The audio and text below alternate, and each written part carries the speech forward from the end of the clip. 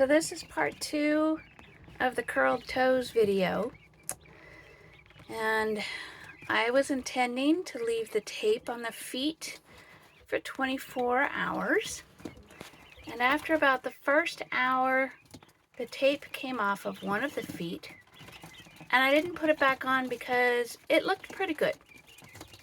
It looked like it was pretty straight, and I felt like I didn't need to worry too much about it. And then this morning, sorry about my finger in the camera there, hang on. This morning, when I came to check on the tape and see if it was holding pretty good, I discovered that it wasn't holding at all because it had also fallen off. The good news about all of that, oopsie, as I bring you down to see all of our babies, is that I'm not sure which one had the curled toes. And that's actually good news, because that means everybody's feet looks really good and healthy. They're so tiny. I'll put my hand in there to show you how tiny they are. They're so cute. There you go, babies. There you go. See how little they are? So I'm not even sure which one had curled toes because they're all walking really good. And the great thing about this, the whole tape idea, I really do think it helped, because I would hate for a bird to kind of grow up walking on its knuckles.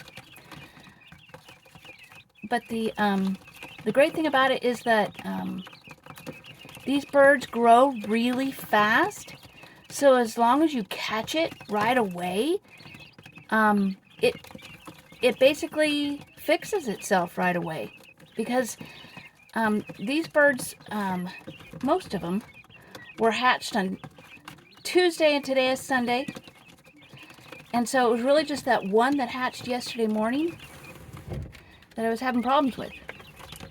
Now, I will say that if you use the tape method like I did, the video that I watched suggested that you use masking tape, and I would completely agree with that. I didn't have any masking tape on hand, and I wanted to take care of it right away, and I'd already been to the store for something else that day, and I didn't want to go back to the store to go get masking tape. So I just used what I had on hand, and it worked fine, but the masking tape would work better simply because it's got a little bit of a grip to it, whereas the Scotch tape, like what I used, makes the chick's legs slippery, and that's a great risk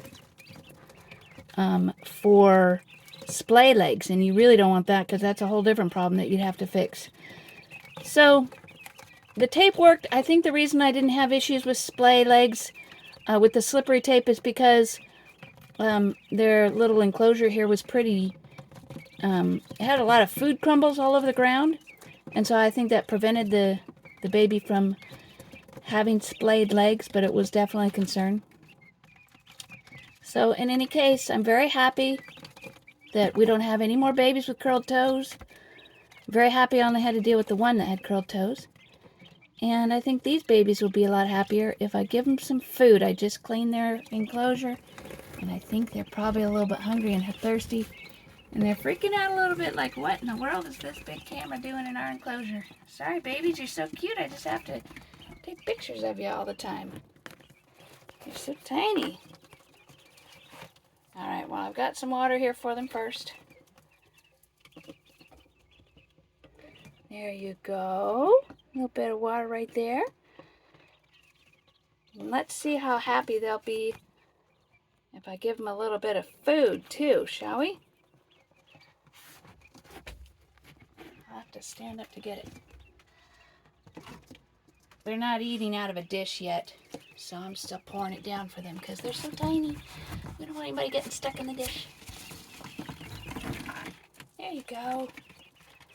There you go.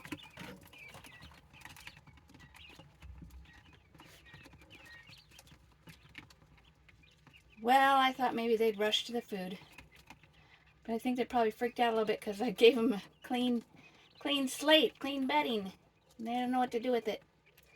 The great thing about this little mat that they're standing on, it came from, it's one of those shelf liners. It's kind of a plastic type of material where you can wipe it down really easily. But because they're so messy, wiping it down probably isn't good enough. But I can put it in the wash machine and reuse it. And I have reused it for other batches of chicks. These babies are Coturnix quail. They're jumbo Coturnix quail. And they will be full grown by the time they are 8 weeks old. They grow really fast. Some of them are actually already getting their feathers. Like this one straight here. He's probably one of the first ones to hatch out. You see those little flares coming out of his side? Those are little feathers. She probably won't let me come all the way down. No, don't take my picture. Anyway, most of them still have down. They won't be fully feathered till they're 3 weeks old.